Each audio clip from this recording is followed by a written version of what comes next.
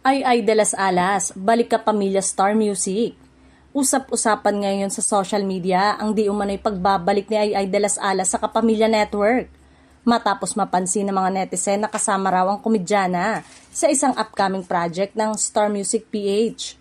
Ayon sa mga source online, posibleng kabilang si Ay sa bagong inspirational music project ng Star Music na layong maghatid ng positibong mensahe at pag-asa ngayong papalapit na ang Pasko.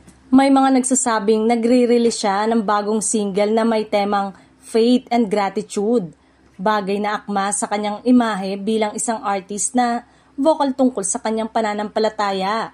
Gayunpaman, hindi lahat ng netizen ay natuwa sa balitang ito.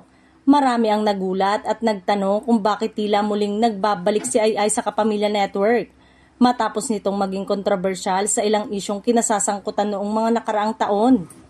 Reaksyon ng ilang netizen, grabe ABS-CBN talaga, marunong magpatawad, sana totoo para good vibes lang. Hindi ko in-expect ito pero kung music project lang naman, bakit hindi? Sa ngayon, wala pang opisyal na kumpirmasyon mula sa Star Music o kay Ay de las Alas hinggil sa naturang proyekto. Pero kung totoo nga, eto ang magiging unang kapamilya collaboration ni Ay matapos ang ilang taon na pagiging aktibo sa ibang network. Mukhang panahon na muli ng tawanan at musika para kay Ay at muling makabalik sa dating tahanan nito sa Kapamilya Network.